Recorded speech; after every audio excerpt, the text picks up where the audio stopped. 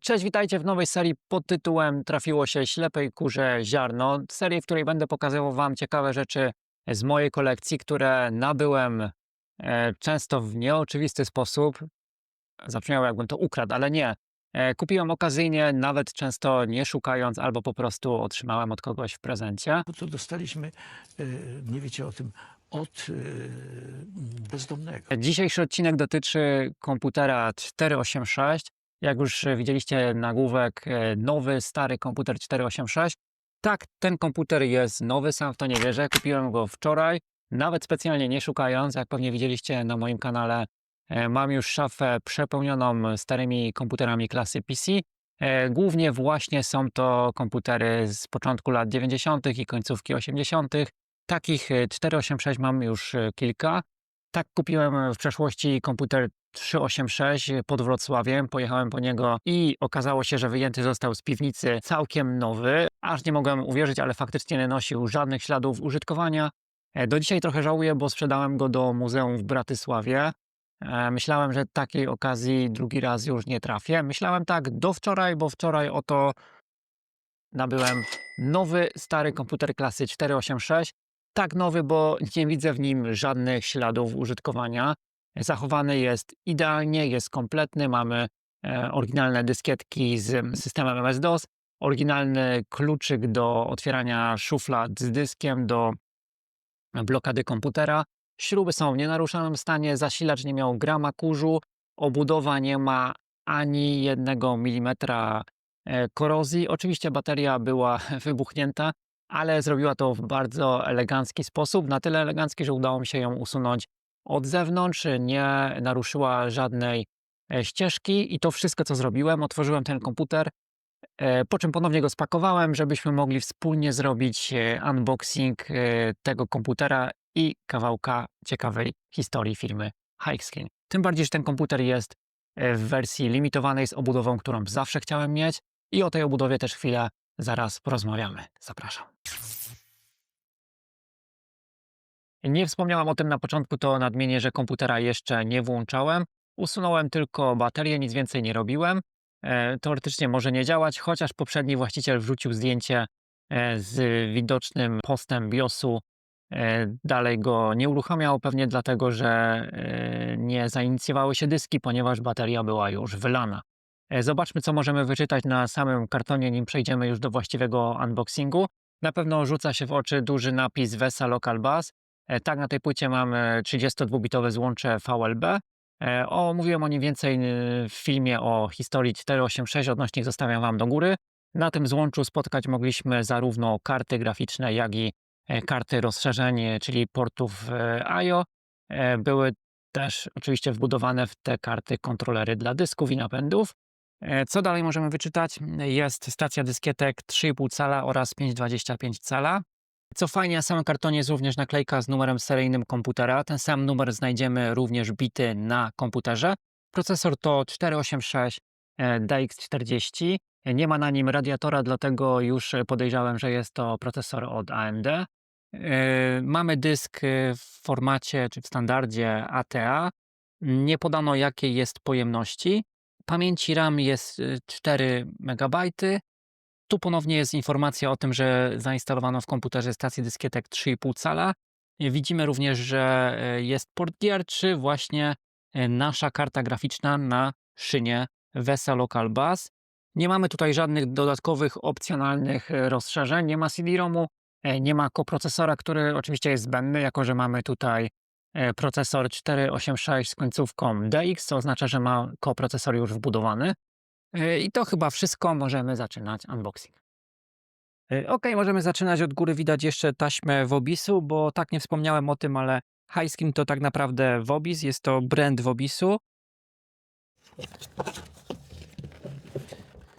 I co my tu mamy?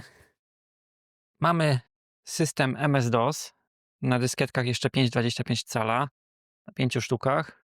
Jest to wersja 5.0, jak łatwo się domyślić, zapewne będzie po niemiecku. Jest również kluczyk, o którym wspominałem wcześniej. Kluczykiem dostaniemy się do kieszeni dysku, możemy również zablokować cały komputer. Dobra, teraz odłożę to sobie na bok i zajrzymy do środka. Na początek steropian. też zachowany w niezłej kondycji. Im wyjmiemy sam komputer, wyciągniemy klawiaturę. Klawiatura również z logo High Screen. Klawiatura minimalnie pożółknięta, ale minimalnie. Od spodu widać, że to produkt popularnej firmy Cherry. Dziś też obecnie klawiatury można od nich jeszcze kupić. Do samego komputera jest jeszcze podstawa. Spróbuję ją wyjąć. Podstawa, z której korzystać nie będziemy. Myślę, że nikt inny również z niej nie korzystał. Na koniec pozostało wyjąć tylko komputer. Jest bardzo ciężki i trzeba do tego dobrze podejść.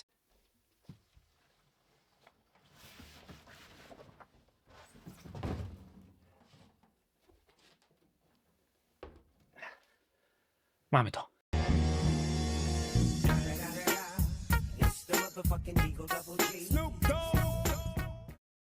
Nim przejdziemy do właściwych oględzin, kilka słów o samym designie, bo musicie przyznać, że obudowa wygląda nietuzinkowo i dość futurystycznie, a to dlatego, że firma Vobis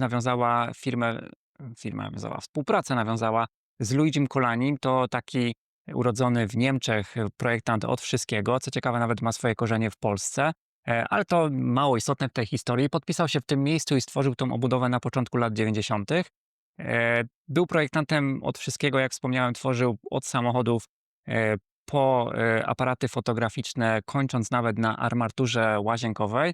I kilka tych projektów zaraz Wam pokażę na przebitkach. Być może podobnie jak ja doszukacie się tutaj wiele podobieństw do tej obudowy.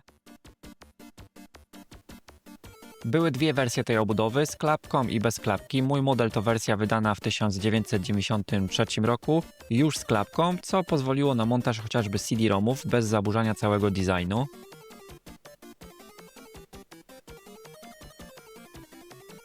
Zajrzyjmy więc pod klapkę. Znajduje się tutaj stacja dyskietek 5,25 cala oraz dysk montowany w kieszeni. Zobaczmy, jak wygląda w środku i czy widać ślady eksploatacji.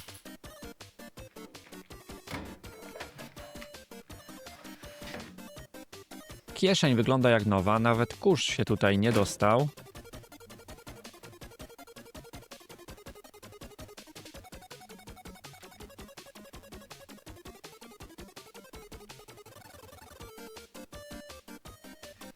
Włożę to teraz z powrotem.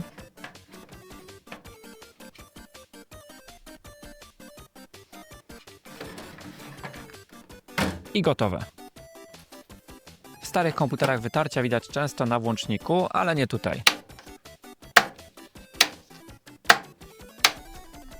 Boczne ściany zachowały się wzorowo.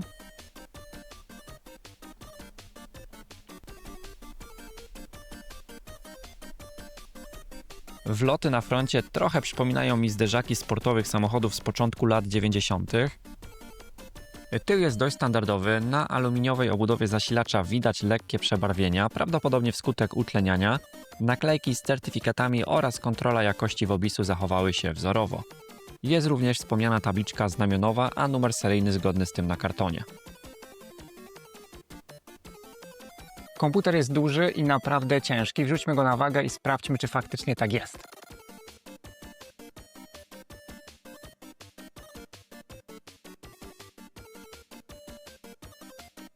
– 18 kg.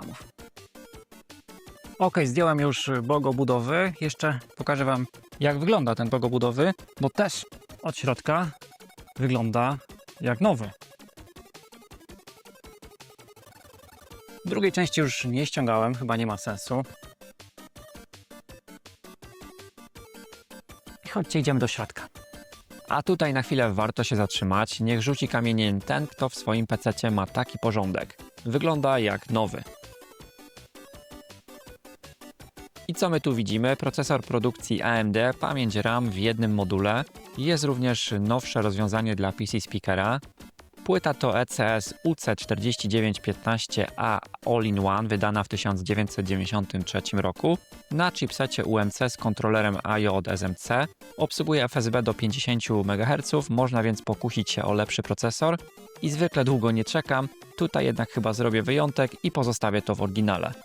Bateria usunięta, jak widać nie spowodowała żadnych uszkodzeń. Na pinach obok można dołożyć zewnętrzną. Karta dźwiękowa Aztec bez historii, wolałbym jakiegoś Sound Blastera i pewnie niedługo wyleci.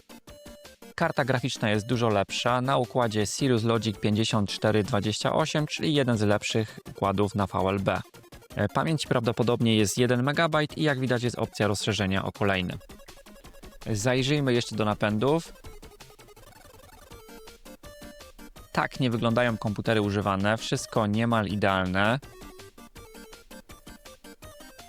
Zasilacz również wygląda jak nowy. Stacja dyskietek 3,5 cala podobnie. Ok, to tyle. Odpalamy maszynę. Komputer podłączyłem na szybko. Zróbmy teraz razem wspólnie pierwsze uruchomienie. Mam nadzieję, że zadziała.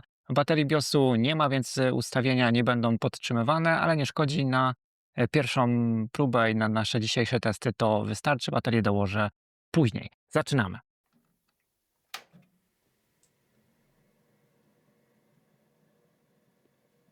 Koniecznie Turbo Mode. No, zdaje się działać. BIOS jest z 93 roku, dedykowany dla marki Vobis. Pamięć jak na pudełku 4 MB. Oczywiście wszystkie ustawienia mamy wyzerowane. Martwi mnie kontrolka od dysku, świeci się cały czas, to zły znak. Chociaż wiem czego się spodziewać, spróbujmy wyszukać dyski. W tym BIOSie mamy już autodetekcję. I jest tak jak się spodziewałem, dysków nie widzi.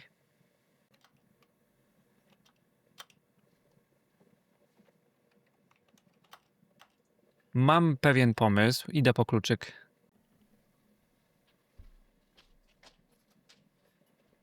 Niektóre kieszenie do dysków do prawidłowego wykrycia dysku wymagały przekręcenia idealnie blokady. Ok, spróbujmy teraz.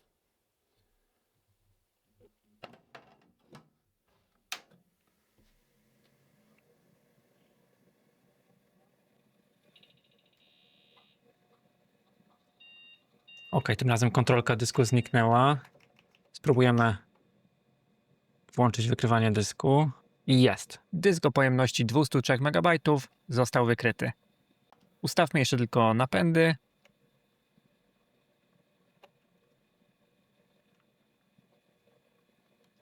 Zapisuję ustawienia i jeszcze raz.